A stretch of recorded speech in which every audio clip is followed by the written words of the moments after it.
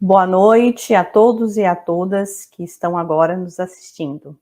Estamos iniciando o ciclo de debates sobre educação especial na perspectiva inclusiva.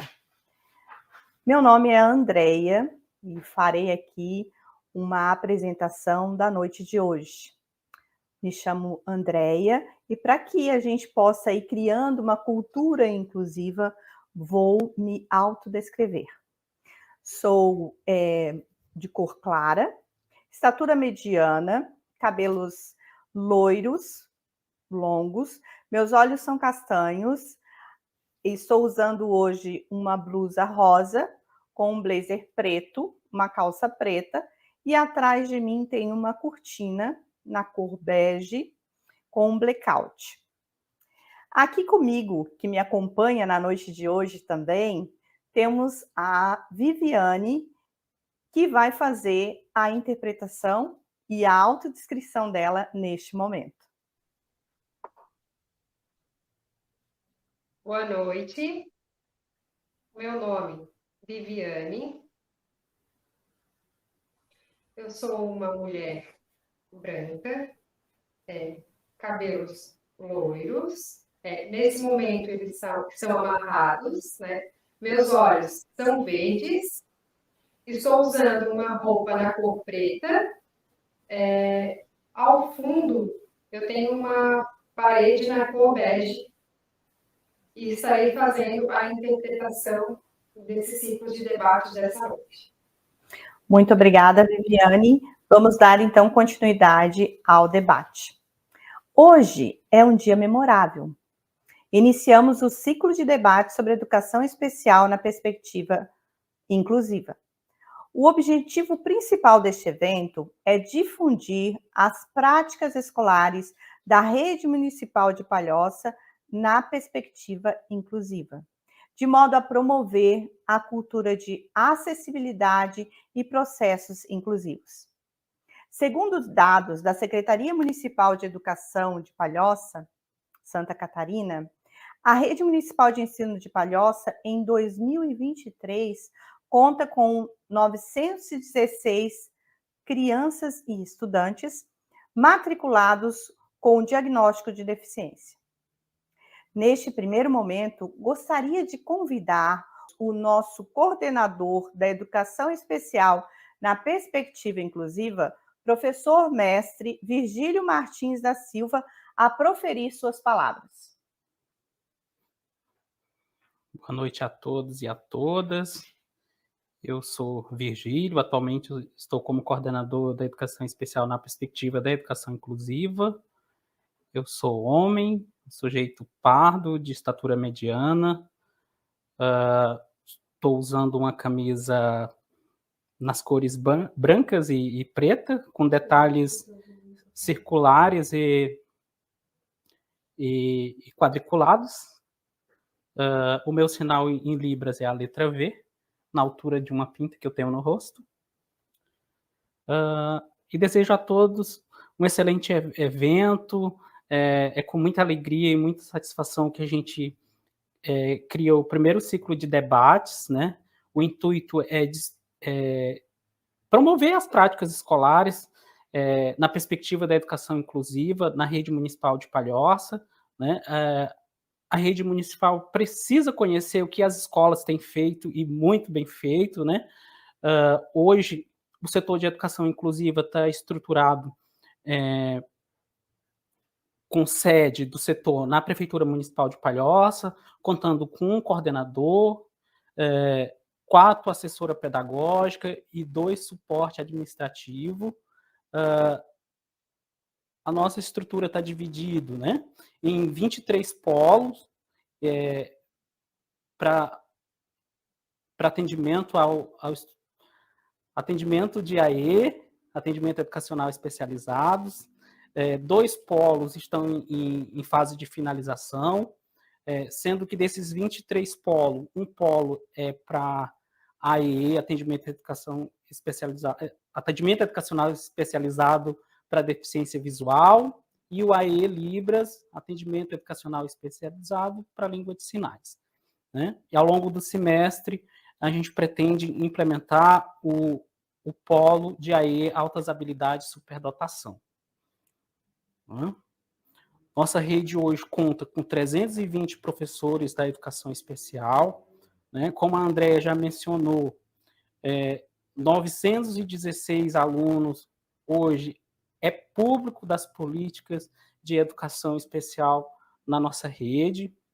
Então, é mais do que necessário difundir essas práticas, o que a Prefeitura Municipal de Palhoça tem feito, a fim de que toda a escola, toda a comunidade escolar conheça as práticas que a gente tem promovido. Desejo um excelente evento e minha boa noite a todos. Agradecemos, então, a participação do nosso coordenador, professor mestre Virgílio, e damos continuidade, então, ao ciclo de debates. Nossa equipe é composta, como bem falou o nosso coordenador, pelo nosso coordenador, Virgílio Martins da Silva, pelas assessoras pedagógicas, eu que vos falo, professora também Andréia de Bem Machado, Ana Lúcia Lobo, Luciane Carteló Schinender e Viviane Meyer. Temos um suporte administrativo, que é o Fábio Henrique, que é assistente administrativo, e a Raquel Petri, que é assistente de educação. Lembramos que o ciclo de debates terá 3 encontros, que chamamos de momentos, porque vocês vão poder tirar as dúvidas, falar ali também via chat. Então, serão 3 momentos em 3 dias. O primeiro momento é hoje, 15 de agosto, que falaremos sobre práticas escolares na perspectiva inclusiva para as crianças e estudantes com deficiência visual. Próximo momento será no dia 14 de setembro. Falaremos sobre práticas escolares na perspectiva inclusiva para crianças e estudantes com surdez. Nosso terceiro momento será no dia 27 de outubro. Práticas escolares na perspectiva inclusiva para crianças / estudantes com transtorno de espectro autista, TEA. Como bem lembrado pelo nosso coordenador, estaremos disseminando conhecimento, práticas escolares realizadas pelos nossos professores de atendimento educacional especializado. A carga horária desse curso será de 10 horas e é importante ter uma frequência de 100%. Lembrando que será disponível aqui abaixo, né, o link de frequência que estará na descrição desse vídeo. Para finalizar a minha fala na noite de hoje e passar para os professores brilhantes que estarão explanando e disseminando seu conhecimento do polo de deficiência visual, deixo uma frase para que cada um de vocês que está assistindo a nós na noite de hoje, reflita um pouquinho. Assim como as aves, as pessoas são diferentes em seu voo, mas iguais no direito de voar. Somos todos iguais na diferença. Respeite a individualidade de cada um. Nesse primeiro dia, iremos abordar sobre práticas escolares na perspectiva inclusiva do atendimento de pessoas com deficiência visual. Compartilhando, então, os conhecimentos do polo de deficiência visual que será ministrado pelos nossos queridos professores que trabalham no polo de deficiência visual e fazem um brilhante trabalho, que na noite de hoje a gente vai conhecer um pouco mais. Professora Isabel Luzia Kretzer. Vamos falar um pouco sobre a professora Isabel. A professora Isabel é pedagoga, com pós-graduação em práticas pedagógicas interdisciplinares, em educação especial, e práticas inclusivas com complementação em educação especial. Ela iniciou em 1998 na Fundação Catarinense de Educação Especial, no Centro de Apoio Pedagógico às Pessoas com Deficiência Visual. Ela tem uma larga, então, experiência nessa área. E ela começou a trabalhar aqui no município, na rede municipal de ensino de Palhoça, em 2014. Então, ela vai trazer um pouco para a gente de toda essa experiência e de tudo que ela faz na rede. Temos também aqui nosso querido professor Zezinho Torquato Fernandes. Ele é pedagogo com habilitação em educação especial e professor da rede municipal de Palhoça há 11 anos. E agora vamos passar a palavra com vocês, professor Isabel e professor Zezinho, a disseminar, a falar um pouco da experiência de vocês. Olá, boa noite. Eu me chamo Zezinho Torquato Fernandes. Vou fazer a minha audiodescrição. Eu estou usando uma blusa preta, cabelos curto escuro, pele clara, e ao meu fundo tem uma parede branca com o banner com o logotipo do município de Palhoça.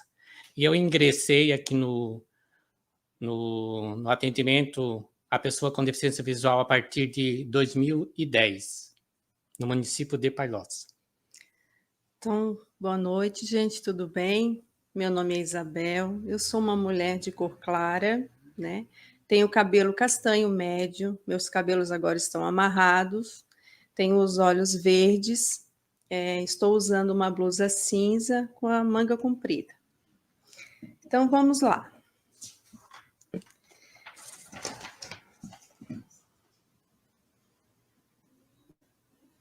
Vou começar aqui passando o slide. Então, a Andrea já falou que a gente vai iniciar um ciclo de debates, né? Voltado ao atendimento das pessoas com deficiência visual da rede municipal de Palhoça. Então, em respeito ao nosso público, eu não coloquei muitas ilustrações. As ilustrações que eu coloquei, a gente vai estar descrevendo agora, por uma questão de espaço, tá? Então, a pergunta, vamos começar com uma pergunta, né? Quem somos? Para responder essa pergunta, eu elaborei uma linha do tempo adaptada. Então, vamos a ela. E eu só queria também colocar que a inclusão da pessoa com deficiência visual, ela não é algo novo, né? Ela começou em 1854 a 1856, né? Lá no Rio de Janeiro, com o Instituto dos Meninos Cegos, né? Que hoje é o atual Instituto Benjamin Constant. Eu vou colocar aqui mais ou menos os anos para vocês verem aí quanto tempo que a gente já vem construindo essa história, até chegar aqui no município, né? Então, 1960 a 1961, o estado de Santa Catarina, ele criou a divisão da educação especial e criou, então, uma coordenadoria que atenderia as pessoas com deficiências visuais. 1968, foi criada a Fundação Catarinense de Educação Especial. E aí, aqui tem uma questão relacionada às salas de recursos. Eu não sei se elas foram criadas antes, mas eu sei que a responsabilidade delas era da Fundação Catarinense. Então, teria que estar checando essa informação, tá? Em 1970, foi criada a SIC, a Associação Catarinense de Integração ao Cego, né? Por quê, né? O nome já fala, né? Integração. Então, começou a trabalhar com os cursos profissionalizantes, porque eles viam que esses sujeitos se formavam, mas eles não conseguiam ingressar não conseguiam ingressar no mercado de trabalho, tá? Em 1998, aí entrou eu. Aí eu dei início à minha trajetória no atendimento voltado à pessoa com deficiência visual. Então, só para vocês verem o salto que a gente deu nesse curto espaço de tempo. Em 1998, eu entrei na Fundação Catarinense, né, e a produção do material que era distribuída para todo o estado de Santa Catarina, até então não tinha divisão ali a divisão, como é que eu posso estar explicando para vocês? Houve uma descentralização da educação, né? Aconteceu em 2009, o Estado começou a passar a educação infantil para os municípios e assim gradualmente a educação do ensino fundamental, né? Então também houve essa descentralização, né? Então, quando eu entrei na Fundação Catarinense, a gente fazia toda a transcrição desse material numa máquina Perkins, todo, que eu vou explicar essa máquina lá na frente, tá, gente? E os alunos de sala de aula utilizavam também a reglete, que depois também vou estar explicando para vocês. Na fundação havia um computador, estava entrando o início da computação. E eles tinham adquirido uma impressora em braille e eles estavam desenvolvendo um programa para fazer impressão desse material, que chamava Tactus, né? Então, em 2001, já começou a ser implantado as novas tecnologias, já começaram a adquirir mais computadores, né? Em 2003, foi criado, já foi um outro momento, já começou a ser criado alguns núcleos, né, em determinadas regiões. Florianópolis foi uma que criou um CAP. Aqui, isso.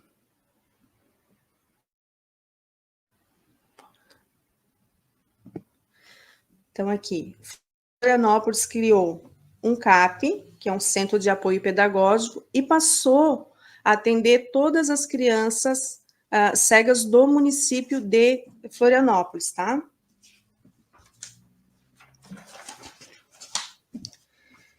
De 2005 a 2010, eu considero essa parte aqui muito importante. Por quê? Porque houve aqui uma descentralização na produção dos materiais, né? O MEC, ele criou um programa chamado MEC Daisy, não vou entrar nos detalhes desse programa, né? Mas ele foi um divisor de águas. Ele era para unificar a produção de materiais de todos os CAPs do Brasil. Eles iriam criar uma plataforma e aí quem produzisse material jogaria lá, então quem precisasse de determinado livro, baixaria o livro, faria a impressão e o aluno utilizaria, né? Florianópolis, então, né, passou a produzir o Braille, né, como eu já havia falado ali anteriormente, para os alunos da rede de Palhoça. Ah, sim, que é bem importante, tá, gente? Então, esse programa, a MEC Daisy, ele não teve, assim, uma... Como é que eu posso estar explicando aqui?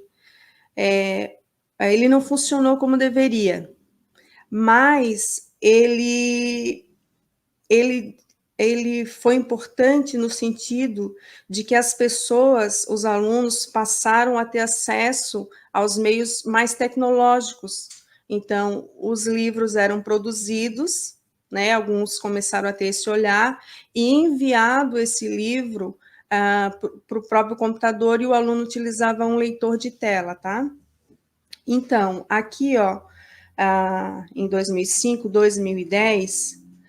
Florianópolis, houve uma descentralização também a nível de estado, então já tinha sido criado em Florianópolis, se eu não me engano, outras regiões como Orleans, Chapecó, né? E Florianópolis, a fundação, ela descentralizou e Florianópolis passou a produzir o material para a região da Grande Florianópolis. Então, Florianópolis produziu material para os alunos da rede municipal de Palhoça. Em 2000 Gente, só voltando aqui um minutinho, produziu material em braille, tá? Baixa visão ainda era a fundação que fazia. Em 2015, o CAP de Florianópolis, ele solicitou um profissional para o município de Palhoça. Foi aí, então, que o Zezinho foi trabalhar lá em Florianópolis. Então, lá em Florianópolis, ele passou a produzir o material para atender os alunos aqui da rede. Em 2016, né, 2015, Florianópolis tinha um convênio com o MEC e esse convênio foi encerrado. Então, ele parou de produzir o material para Palhoça em 2016. Foi quando, então, foi montado uma sala, né? Uma sala aqui no município que passaria a estar fazendo todo esse atendimento. Então, vou passar aqui. Respondendo aí quem somos, né? Hoje, nós somos um AEDV, nós atendemos, nosso atendimento educacional especializado em deficiência visual, educando os cegos, educando os com baixa visão, né? Nós atendemos a educação infantil, o ensino fundamental, o EJA e a Faculdade Municipal de Palhoça, né? E hoje, recentemente, a gente mudou, nós estávamos no CAIC, e agora a gente passou o nosso polo para a Escola Municipal de Palhoça.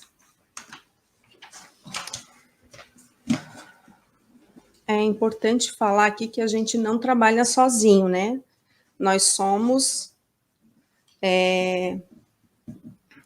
acompanhamos a pessoa com deficiência visual, mas a gente também recebe orientação para isso, tá? Então, aqui nós temos várias parcerias. Nós temos o AE da escola, ele é fundamental nesse processo. Por quê? Porque é ele que vai identificar e vai nos passar que existe uma criança que tem deficiência visual nessa escola, né?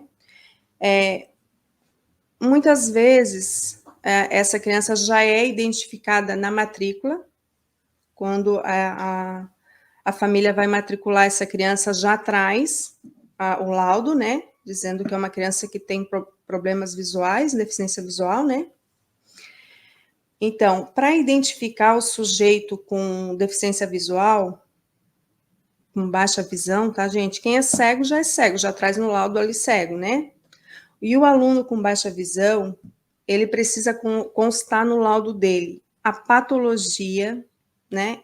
Essa patologia, ela é fundamental porque ela nos direciona, né? Tem crianças que, dependendo da patologia, ela pode vir a perder a visão no processo escolar dela, né? Tem patologias que elas precisam um pouco mais de claridade, tem patologias que não precisam de claridade, a claridade vai atrapalhar, né? Então, tem que ter a patologia, a refração e a acuidade visual, que é o campo visual, né? Outra coisa que acontece muito aqui na rede, que a gente é solicitado, né, para estar verificando, crianças que apresentam uma receita para óculos, né? Receita para óculos não é um indicativo de que essa criança é uma criança com baixa visão que vai precisar de alguma acessibilidade no material, né? Mas eu sempre digo assim, ó, que na dúvida, né? Na dúvida, entra em contato com a gente que a gente verifica. Se a gente não souber, a gente pede para alguém parceiro, né? E vou estar explicando mais para frente. Tem outros momentos que já aconteceu aqui no município de Palhoça, que o professor identificou que a criança... Deixa eu só passar aqui um pouquinho. Não, já está aí. Que o professor, ele identificou que a criança tinha dificuldade de enxergar. Então, o aluno, ele tinha muita dor de cabeça, cansaço visual, olhar muito próximo à folha, não reconhece os desenhos, coça os olhos com frequência, né? Tem fotofobia, a incidência da luz atrapalha a visão, né? Muita sensibilidade à luz, né? Quando aconteceu essa situação, né, a gente foi procurado e nós conseguimos encaminhar esse sujeito. A gente conseguiu com que ele passasse, ele recebeu um óculos, ele não é um aluno com baixa visão, mas ele recebeu o óculos e ele foi encaminhado para um outro especialista. Isso significa que ele tem um problema mais sério e precisa ser investigado, né? Então, aqui eu vou falar da SIC, que é a nossa instituição parceira, e da Fundação Catarinense, né? Então, a nossa parceria com a SIC. Para um atendimento voltado à pessoa com deficiência visual, né, não é só a produção de material, que essa é a nossa parte, produção do material, né? Mas a pessoa com deficiência visual, ela necessita de uma série de profissionais, né? Ela necessita de um professor de braille. Não sou eu, Isabel, que vou ensinar braille para a criança. Eu vou produzir um material em braille. Mas eu também tenho acesso à professora da SIC, que é a professora que vai estar ensinando o braille, e quando surgir um símbolo novo que a criança não conheceu ainda, que surgiu no material, eu vou pedir para ela estar trabalhando. Olha, já surgiu um símbolo novo aqui, eu vou pedir para que tu trabalhes. Um exemplo, fração, né? Fração é um pouquinho diferente a transcrição. Então, ela não está habituada, surgiu, eu já vou pedir para ela estar ensinando. Ele tem um professor de informática, né? Porque hoje em dia, vocês sabem, os jovens todos usam celular, tablet, notebook, né? E a pessoa cega não é diferente, ou baixa visão, ela também faz uso, né? E ela tem atividades de vida prática, professor, né? Orientação e mobilidade, reabilitador, professor de soroban, e tem mais ainda uma série de profissionais que acompanham esse sujeito. Então, os nossos alunos aqui da rede, eles frequentam a SIC no contraturno, né? Então, lá eles têm toda essa capacitação. E a gente troca de informações continuamente, né?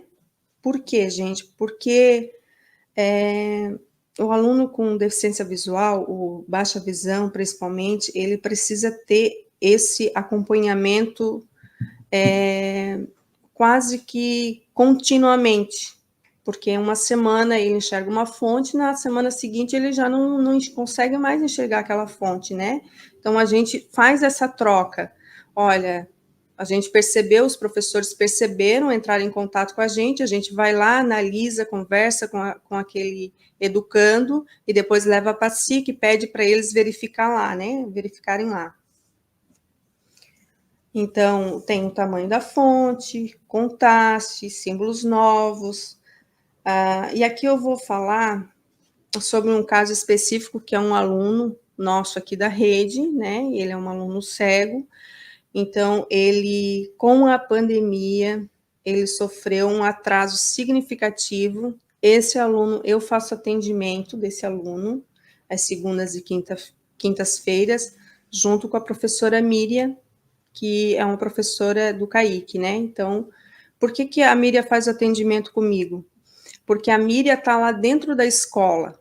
Então, ela faz a transcrição do material para entregar para a professora. Ela percebe os erros que ele está cometendo, né? Então, a gente faz em conjunto esse atendimento, né? E ele frequenta também a SIC, né? Como falei para vocês, a gente precisa estar intensificando, porque ele ainda não se apropriou do sistema Braille. E já está caminhando aí para o 6º ano, né? E a gente tem que dar uma acelerada. Quando eu falo, gente, aqui, ó, transcrição em tinta, né? Isso a gente fala às vezes na escola e o professor não sabe o que a gente está falando. Então, a transcrição em tinta é o nosso código. Quando eu faço a transcrição em braille, que eu costumo dizer, a pessoa recebeu o texto em braille, ela vai passar a fazer a transcrição em tinta, ou vice-versa, né? O nosso código tinta, né? Quando ela recebeu em braille, ela vai passar para o tinta, né? Então, isso é fazer a transcrição.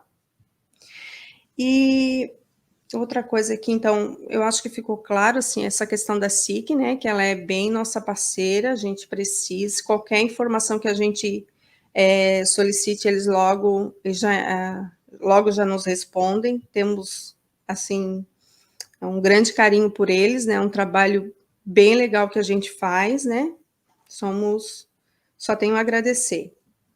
E a Fundação Catarinense, o trabalho da Fundação é um pouquinho diferente, porque, assim, ó, se um aluno precisa, por exemplo, de uma bengala, ou ele precisa de alguma lupa, né?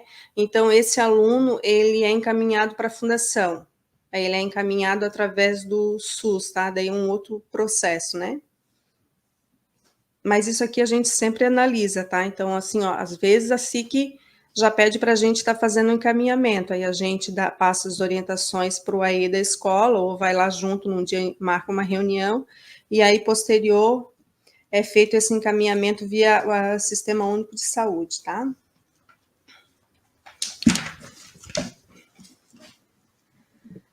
Então, aqui, quais são as funções do AEDV, né? Nós produzimos o material em braille, nós produzimos ampliação, nós fizemos assessoria nas escolas, né? Capacitação, eu já trabalhei com bastante capacitação aqui no município em relação ao sistema braille. E o atendimento de recursos específicos, né? Então, vou citar um exemplo aqui, né? O aluno, a gente vai passar a estar utilizando o leitor de tela, né? Porque vocês sabem, a escola, ela é dinâmica e a gente tem que dar conta do conteúdo. E muitas vezes aquele conteúdo só em braille ou aquele conteúdo só impresso, ele não consegue dar conta de todo o conteúdo. Então, a gente acaba, claro que aí tem todo um acompanhamento, não é no primeiro ano, nem no segundo que a gente faz isso, a gente faz a partir do 5º ano, a gente começa a introduzir as tecnologias, né? Então, ele precisa de um auxílio para um leitor de tela ou para um tablet, que recentemente eles receberam, alguns alunos, claro, né? Esse suporte a gente também dá. Então, quem faz mais esse trabalho é o Zezinho. Eu fico mais ali no atendimento mesmo que o aluno segue, o Zezinho acaba dando esse atendimento para o aluno com baixa visão, né? Então, ele fica ali passando essas informações. Eu vou falar aqui um pouquinho sobre os materiais em braille, né? Propriamente, gente, essa é a minha especialidade, tá? Produção de material em braille. A produção de material em braille, a gente poderia ficar aqui até o ano que vem, fazendo uma capacitação todos os dias, a gente não conseguiria contemplar tudo que tem. Então, aqui, ó. O sistema braille, né? Ele é um código de 6 pontos em relevo. Então, eu tenho ali do ladinho, vocês estão vendo ali, ó, os números 1, 2, 3, 4, 5, 6. Isso ali é uma célula braille, célula ou conjunto matricial, tá? Esse conjunto aqui, esses 6 pontinhos, ele vai formar 63 combinações, individuais ou acompanhadas. Então, aqui do ladinho eu tenho o alfabeto braille, que vocês podem acompanhar ali, né? E aqui eu tenho uma pessoa, né, no caso seria uma mão ali, um dedinho, passando por cima da escrita braille, tá? Vamos passar mais um aqui, Zezinho. Aqui eu tenho o material em relevo, que é uma das produções que a gente faz, né? Então, eu tenho que entender quais são os materiais que eu posso estar utilizando, que realmente vão dar diferenciação. Eu vou dar um exemplo aqui, ó, que eu tenho um trabalho com cordonê aqui nesse relógio, né? Cordonê e miçanguinha ali, né? E tem alguns materiais que, se eu usar o cordonê ou usar um outro cordão, vermelho, por exemplo, né? Para mim, visualmente, ele vai dar um destaque, mas para a pessoa com deficiência visual, não. Se ela passar o dedo ali, ela não vai sentir uma diferença, né? Então, muitas vezes eu tenho ali um círculo e eu tenho uma parte que está destacada em vermelho, e aí eu uso ali um cordão vermelho, achando que, né, vou estar arrasando, e na verdade fui arrasada, né? Ele não tem como estar fazendo ele não tem como estar percebendo visualmente, né? Isso é uma coisa que acontece bastante, tá, gente? É bem comum, assim, a gente achar que a pessoa com deficiência visual, que a gente consegue colocar algumas questões visuais de cor e ela também vai estar percebendo, e não vai, tá? Eu já vi uma série de materiais assim. Então, se fosse aqui para também estar dando uma capacitação em relevo, também nós ia ter um bom tempinho de curso, tá, gente? E a outra parte que também faz parte do sistema Braille, que eu posso assim dizer, é a adaptação em tinta, que é uma parte bem importante, tá, gente? Por quê? Porque cada desenho ele é único, né? Então eu tenho que fazer a leitura da atividade, eu leio a atividade e eu verifico o que a atividade quer daquele desenho. E aí eu vou fazer a adaptação, vou fazer a descrição daquela imagem, dentro do que o texto está pedindo. Então, não vou estar me estendendo muito, porque o Braille já tem uma leitura mais lenta, né? Mas eu tenho que ter todo esse cuidado. Então, no meu trabalho é fundamental fazer a leitura, né? Uma mesma imagem, ela vai ter uma descrição diferente, depende das perguntas que está relacionada àquela imagem. E aqui eu trouxe também mais alguns exemplos. Gente, só vou voltar aqui, porque eu não fiz a descrição daquela imagem ali. Então, aqui do lado a gente tem, uma rua, né? É uma rua transversal, alguma coisa assim. Só para o pessoal que não enxerga, se tivesse público, né? Só para estar descrevendo o desenho. E do lado eu tenho 2 relógios que foram adaptados. Posterior eu tenho uma mandala, porque a gente tinha um aluno aqui na rede que o professor falava em mandala, e ele não entendia o que era uma mandala. Então, já era um aluno do 9º ano, o Zezinho acabou fazendo essa mandala para ele, daí em cima daquela mandala ali, foi explicado para ele as diferentes N possibilidades que tem, tá? E aqui do lado eu tenho, se eu não me engano, é o ciclo da água, tá, gente? Então, vocês podem ver quanto é importante esse trabalho que a gente faz para o aprendizado da pessoa com deficiência visual, tá? Eu, não só o cego, mas também o baixa visão, adequar esse material para ele. Então, se o professor encaminha para a gente tem como tá adaptando, o professor não vai ter problema em sala de aula, né? Ele vai ter o material para poder acompanhar. Então, lembra que lá no começo eu falei da máquina Perkins? Então, essa maquininha, eu tenho ela aqui, né? Ela tá, na primeira foto, ela aparece inteira, né? Então, ali ela tem 7 teclas, propriamente 6 as que vão formar aquela celinha Braille lá do início que eu mostrei. Então, quando eu comecei a minha trajetória na educação especial, era com essa maquininha aqui que a gente fazia todo o material para fazer a distribuição para o estado de Santa Catarina, né? E aqui do lado a gente tem uma foto um pouco mais ampliada, aonde já está saindo os pontinhos Braille ali, o pontinho Braille ali, já está saindo o relevo, né? Vou passar mais uma. Então, aqui a gente tem a reglete, a prancheta e a punção. A punção ficou um pouco apagadinha porque eu só tinha branca, tá? Mas na primeira foto eu tenho uma reglete. Essa reglete, gente, ela era muito utilizada em sala de aula. Os alunos escreviam o Braille utilizando ela. Pensa na dor no dedo, hein? Não era fácil utilizar isso aqui, não. Graças a Deus a gente já modernizou um pouquinho. Ela já caiu em desuso, não sei se ainda tem alguém que faça uso dela. Eu sei que na rede municipal de Palhoça nós não fizemos mais uso da reglete, tá? Então, anteriormente tinha a reglete de bolso, que eles carregavam no bolso, aí quando precisava fazer alguma anotação, ele pegava e fazia anotação, né? Hoje eles já utilizam o telefone ou algum outro alguma outra tecnologia.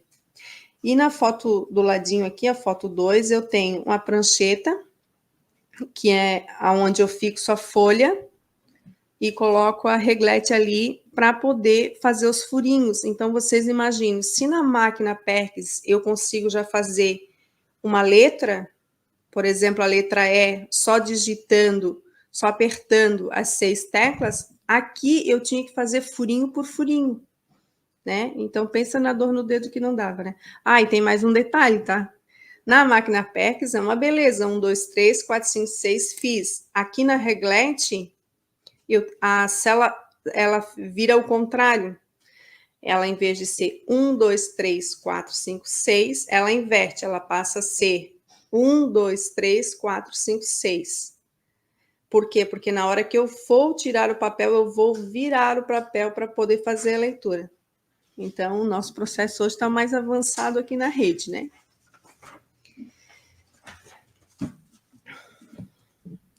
No próximo aqui a gente tem uma impressora Braille, que é a que a gente faz o material, produção de material hoje. Então, essa é a gente trabalha num programa chamado Braille Fácil e produz o material lá, faz a impressão na impressora em Braille para encaminhar para os nossos alunos. E eles, em sala de aula, já utilizam a máquina Perkins, né? Aqui do lado, eu tenho uma foto de um aluno da rede. Ele é um aluno com baixa visão, mas ele está utilizando um notebook. Então, ele está utilizando aqui para fazer ampliação para ele copiar.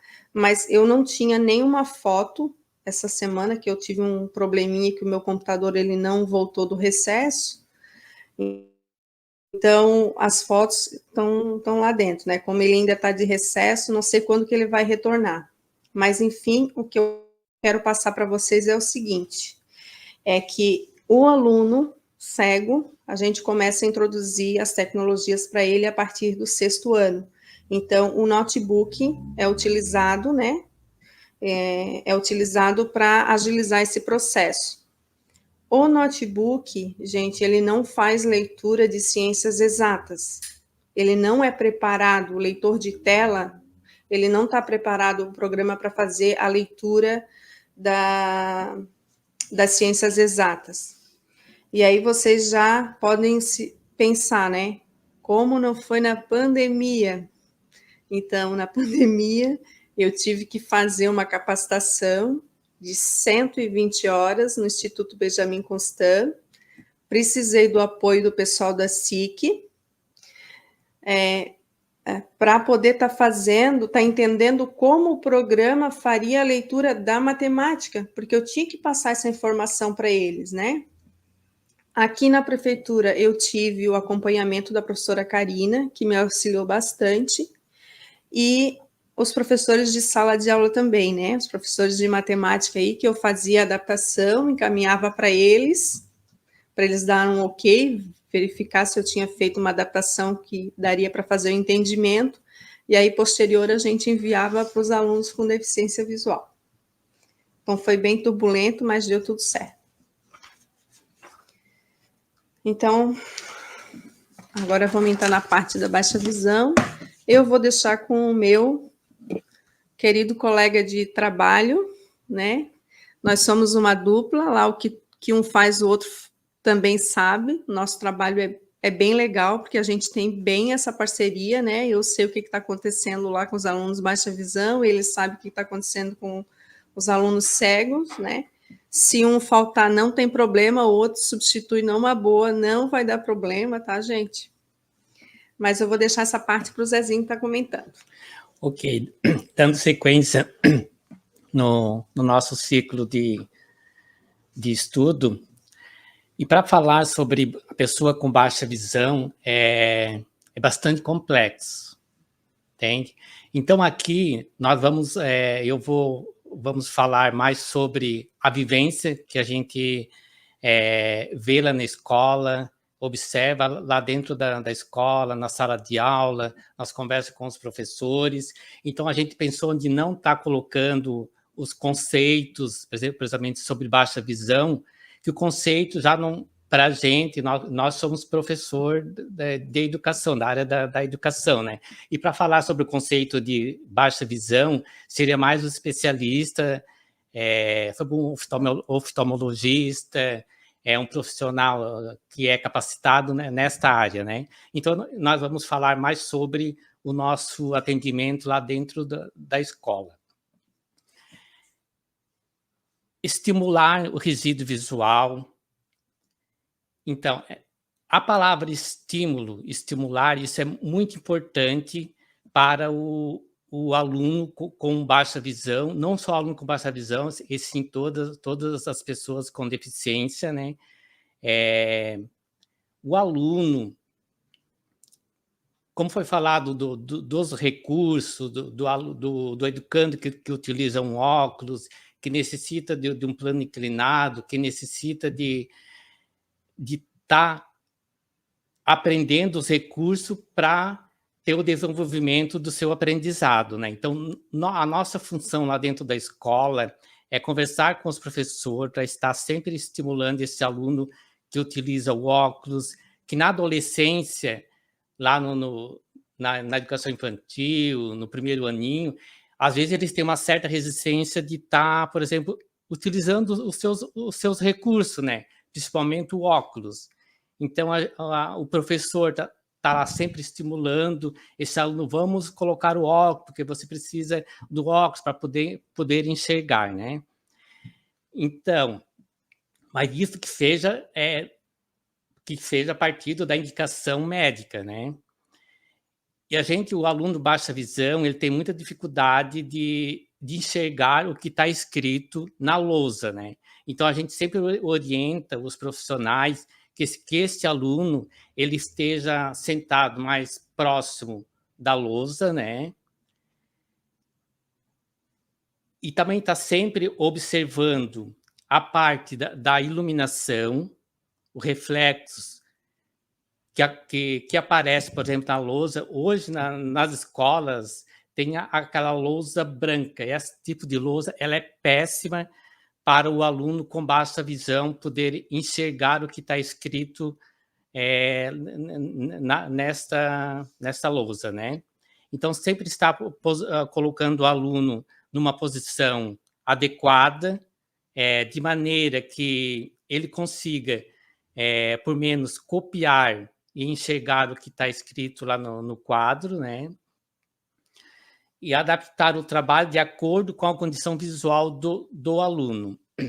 O que nós estamos percebendo em sala de aula é dessa dificuldade que o aluno apresenta com relação à lousa branca, que está sendo bastante assim, difícil de o aluno conseguir copiar. Tem aluno que até consegue, mas dependendo da dificuldade visual que ele tem, é bem difícil dele conseguir estar participando e dando conta de tudo que está acontecendo lá dentro daquela sala de aula, né?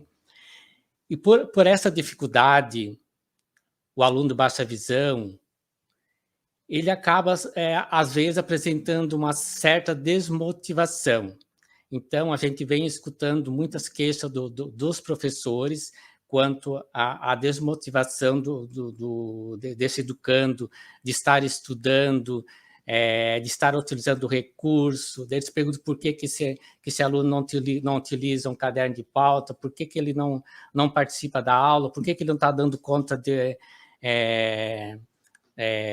acompanhar a turma, os conteúdos, né? Então, esse aluno, a gente está sempre orientando que ele esteja sentado mais próximo da lousa para que ele dê conta de fazer todas as suas tarefas, né? E a gente também sempre orienta, com relação à escrita, por ele ter essa dificuldade de enxergar, às vezes, dependendo da escrita, do formato, que até coloquei aqui, evitar letras estilizadas, que são aquelas letras, desenho inacreditáveis, em painéis de diferentes estilos, né? Por exemplo, eu vou citar aqui uma observação que nessa lousa estava com a escrita cursiva, e quando o aluno o educando, foi tirar uma foto com o seu tablet, ele ficou quieto, parado, daí começou a olhar para o professor, olhava para frente, olhava para trás, e a gente ficou observando porque que ele estava só olhando para os lados e a gente não estava entendendo no momento, né? Daí, quando foi conversado com ele, a resposta que ele nos passou, que a letra cursiva, ele não tinha dificuldade de ler, né? Então, a maior dificuldade que eles têm é fazer a leitura no formato de letras cursiva, né?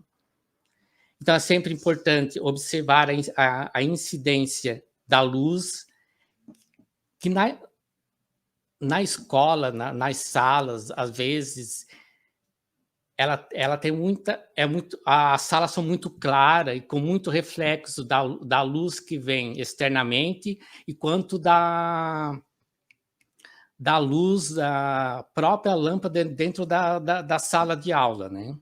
Então, isso é um fator bem difícil, que atrapalha bastante o aluno acompanhar dentro de sala de aula, né?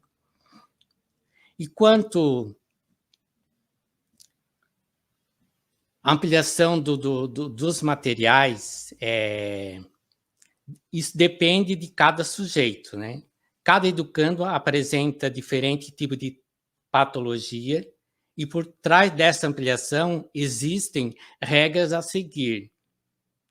Para a inclusão do aluno com baixa visão na classe regular de ensino, são necessárias adaptações que favoreçam condições de participação que facilitem o aprendizado e melhorem o seu desempenho acadêmico. Quando nós recebemos lá do professor os conteúdos para ser adaptado, um texto de história, um conteúdo de matemática, para cada conteúdo existe um tipo de adaptação que a gente tem que fazer dentro desse contexto, né? E constantemente a gente procura fazer uma breve avaliação desse sujeito, né? Então, por isso, da importância das assessorias que a gente faz lá dentro da escola, né? Que a gente observa e o tempo todo a gente está conversando com o professor e até com o próprio aluno, né? Porque o aluno, a partir da 6ª série, ele já tem o seu conceito, ele já tem a sua exigência, então ele já sabe dizer o que ele está sentindo, qual é a dificuldade que ele está sentindo ali no momento, né? E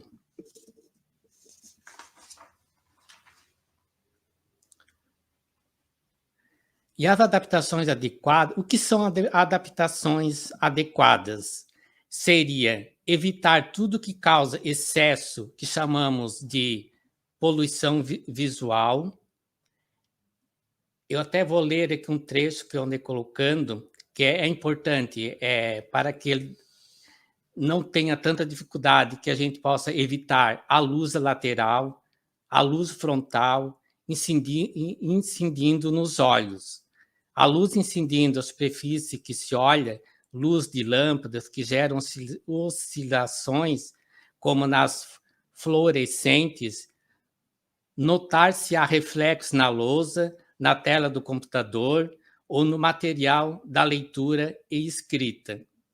Então, essa situação vem acontecendo bastante, né? Então, a gente está sempre em busca de melhoria, de estratégia que diminui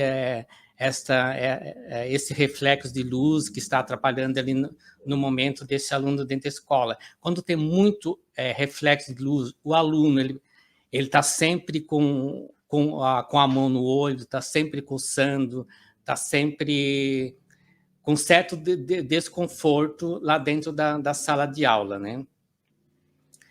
E falando agora dos contrastes, O aumento do contraste favorece a percepção visual. O mais comum é o contraste preto no branco. Nas outras variações, em alto contraste, pode ser importante para o acesso da visualização. Preto sobre o amarelo na folha branca. Essa combinação também fica visualmente, como mostra a imagem. Mais à frente a gente vai estar mostrando uma imagem de uma estratégia que a gente tentou fazer uma experiência com um aluno da rede de Palhoça. Branco sobre o preto, cores no plano de fundo e primeiro plano deve oferecer bom contraste para as pessoas com baixa visão. Então, a gente sempre está fazendo esse trabalho de observação, constantemente a gente está indo na escola para entender o motivo da dificuldade que ele tem de enxergar. E quanto à fonte, a gente procura seguir as orientações do especialista, que nós temos a parceria, que é a SIC. Então, quando o aluno, às vezes, já vem com o laudo até escrito, o tamanho de fonte que ele vai utilizar, né, para fazer uma boa leitura, né? Sob a ampliação, por exemplo, de um texto, provas, imagens, não basta somente dar o comando. A gente tem que observar os educandos com baixa visão que frequentam as escolas do município de Palhoça. As fontes, tamanho de letra estão entre 24, que é a mais recomendada, mas tem sujeito que hoje utilizam a fonte 30 e 36, mas variando o tempo todo. É que hoje tem dia que o aluno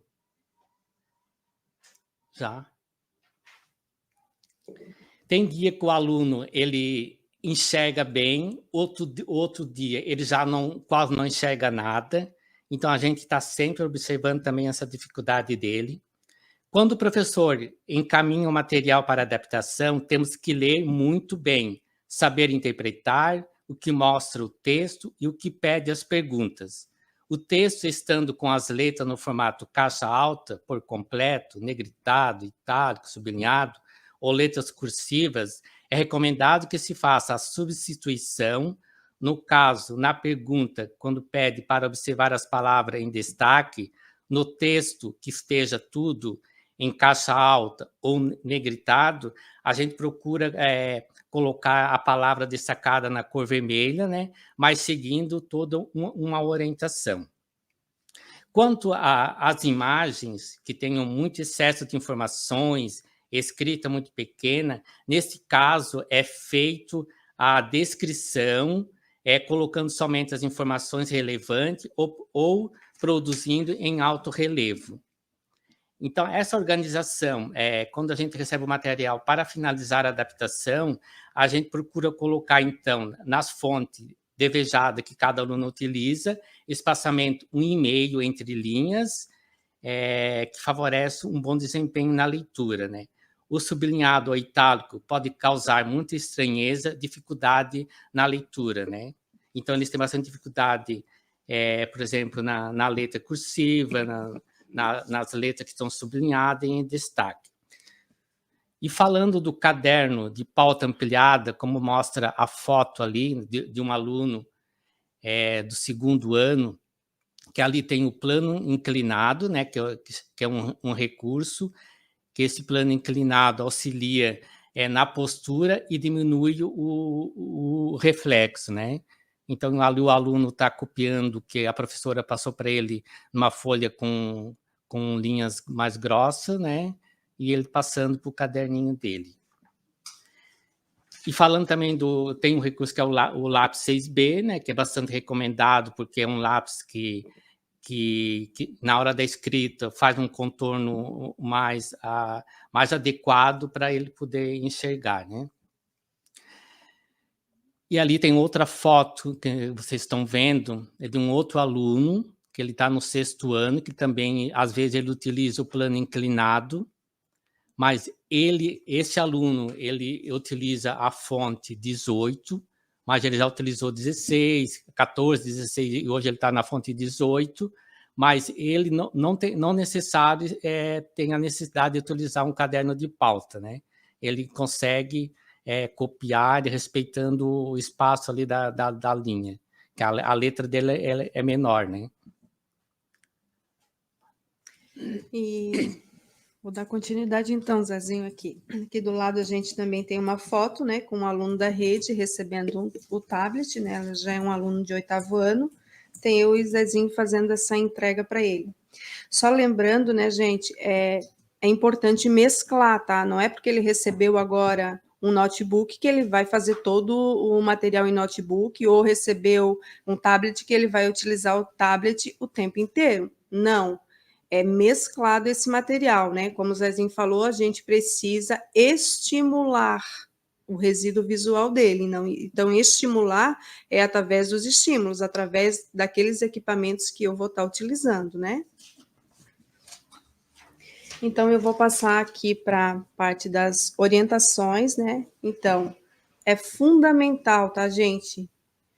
Encaminhar os materiais para transcrição em braille, utilizar material concreto até o 5º ano, né, para ele poder elaborar a parte conceitual, encaminhar o material para ampliação, não é só ampliar, né, tem uma série de questões aí que envolve, como eu já expliquei na parte da adaptação, né, a gente procura fazer o material para o aluno baixa visão numa cor preta, né, enquanto tem uma palavra negritada, né, como é que ele vai entender se eu não fizer um outro destaque para ela? Então, eu tenho que destacar numa outra cor, normalmente uma cor que causa um contraste, que é a cor, posso usar o vermelho, tá, gente? E, às vezes, eu tenho que fazer essa observação também, né? Encaminhar os materiais para a gente com antecedência, porque é um material que demanda, né, demora para ser feito, demanda uma série de tempo, né, para confeccionar. E eu só queria fazer uma observação que eu esqueci de fazer lá no início, né, que cada escola, ela tem um AE, a escola que não tem um AE, tem um AE responsável. Então, se vocês identificarem algum aluno com baixa visão ou que tem um problema grave de visão, vocês podem entrar em contato com o AE e ele vai entrar em contato com a gente. A Universidade de Palhoça, ela já entrou em contato algumas vezes com a Coordenação de Educação Especial, que eu acredito que não tenha nenhum polo, né, gente, que atenda, né? Eu sei que o EJA também, o município tem um polo que faz o atendimento, né? Então, a palavra que nos move, nosso serviço, ele é totalmente voltado para a autonomia desse sujeito, tá, gente? Então, é a palavra mais importante para nós. A gente quer dar autonomia para que ele consiga seguir a sua vida, né? Ter total autonomia dentro dos estudos e assim poder prover a sua família, né? Que ele vai constituir futuramente, ou os recursos aí para ter o seu trabalho, a sua vida, né? Hoje, na rede, a gente acompanha 13 alunos que têm dificuldades visuais. Desses alunos, a gente tem um aluno que é cego, 4 alunos que fazem utilização do material ampliado, né? E eu vou ler aqui uma frase para vocês, né? Não medimos esforços para atender esses sujeitos. Tudo que é possível fazer, vocês podem ter certeza que a gente faz, né? E assim a gente conta também com o apoio do pessoal das escolas, né? Então, em suas mais diversas necessidades, nosso principal objetivo é promover os meios que possibilitem o pleno desenvolvimento, considerando a palavra autonomia a mais importante. E aqui eu agradeço a todas as pessoas que fazem também parte desse processo, direta ou indiretamente. Não vou citar nomes, porque são muitos profissionais, né? Tem alguns aí que a gente já chorou junto muitas vezes, quando a gente consegue uma conquista, né? Então, eu queria deixar aqui o meu agradecimento a todas aquelas pessoas que fazem parte desse processo, e sempre deixando claro que a gente está aqui para somar, e não medimos esforços no atendimento voltado aos alunos com deficiência visual da rede de Palhoça. Então, nosso muito obrigado. Agradecemos aos professores, né? A professora Isabel, ao professor Zezinho, pela brilhante fala. Foi uma noite maravilhosa de disseminação do conhecimento, de eles poderem falar um pouquinho sobre as práticas escolares na perspectiva da educação inclusiva para a pessoa com deficiência visual.